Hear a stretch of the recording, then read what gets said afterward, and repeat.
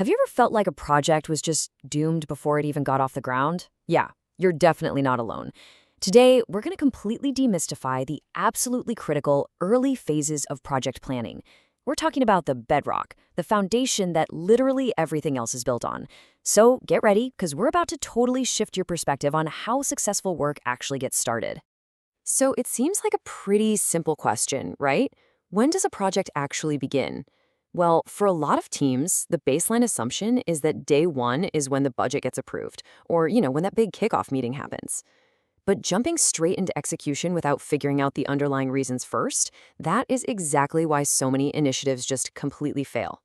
Honestly, it is so painful to watch a team spend months building a brilliant solution for the completely wrong problem. Skipping that crucial why and what phase, it just leads to wasted money, burnout teams, and totally missed opportunities. We've got to solve that.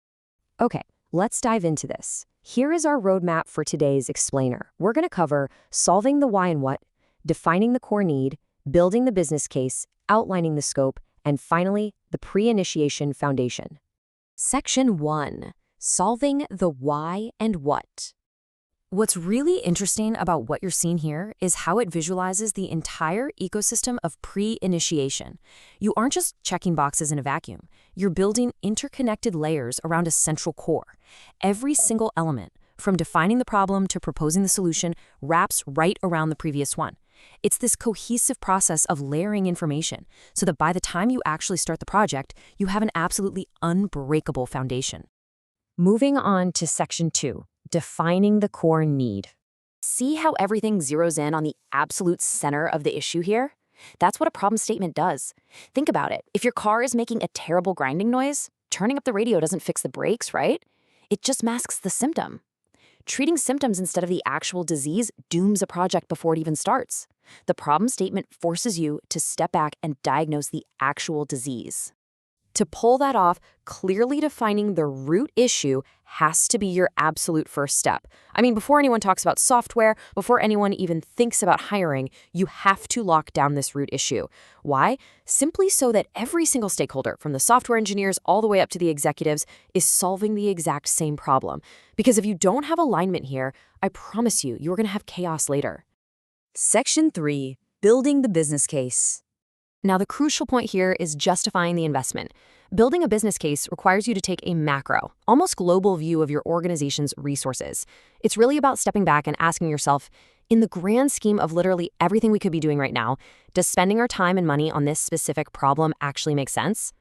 And you figure that out by meticulously weighing these 3 pillars. First up, cost. What is the actual investment required?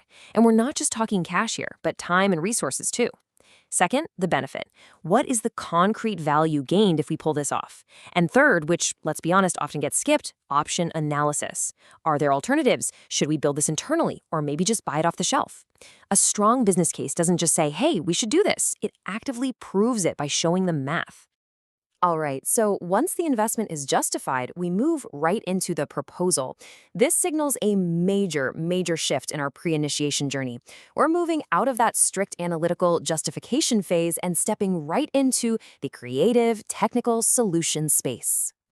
This is where the magic happens, guys. It's where creative problem solving really takes the spotlight. Your proposal needs to suggest concrete solution ideas. Like, could we solve this root issue with a brand new automation pipeline? Would a real-time data dashboard finally give the team what they need? Or hey, perhaps we leverage AI to completely transform the workflow. Because let's face it, AI seems to be the answer to everything right now, right? But seriously, this is where you pitch the how to the decision makers. Section 4. Outlining the scope. So we capture all those creative boundaries in the Statement of Work, or SOW, and this brilliantly illustrates where those abstract ideas get locked down into reality. It's basically the catalyst, the spark that officially kicks off the execution phase. To crystallize this for you, an SOW is essentially the structural boundary of the project's execution. It explicitly outlines the potential scope, the specific activities that are going to take place, and the exact expected outcomes. Basically, if it is not in the SOW, it simply does not exist. This document is a lifesaver. It protects the team from dreaded scope creep, and it protects the stakeholders from unmet expectations. Section 5. The Pre-Initiation Foundation. So who actually makes all these deliverables happen? Well, the secret weapon is the business analyst. Think of it like a giant puzzle. All these well-defined artifacts during pre-initiation, the problem statement, the business case, the proposal, the SOW, they're all distinct puzzle pieces. When a skilled business analyst brings them together, they fit perfectly to form a clear picture that ends up guiding the entire project lifecycle. But timing is literally everything here. Just look at this stark contrast. Early engagement of your business analyst clarifies needs and sets a crystal clear direction from day one. You're actually solving the root cause. But late engagement? Yeah, that's when you bring someone in just to clean up a mess. You end up with unclear direction, and you're right back to merely treating symptoms while the real disease spreads. Involving BAs from the absolute outset is exactly what separates world-class teams from everyone else. If you take away nothing else from this explainer, I want it to be this core thought right here. Business analysis is not a luxury, but a necessity for successful project initiation. It is definitely not administrative red tape. It's not just something you do if you happen to have a little extra time on your hands. It is the absolute foundational necessity that ensures your project is actually worth doing and actually capable of succeeding. So I'm going to leave you with this final thought to really ponder. Take a hard look at how work starts on your own team. Is your organization truly building on a solid foundation of clear analysis? Or are you just jumping straight into execution and hoping for the best?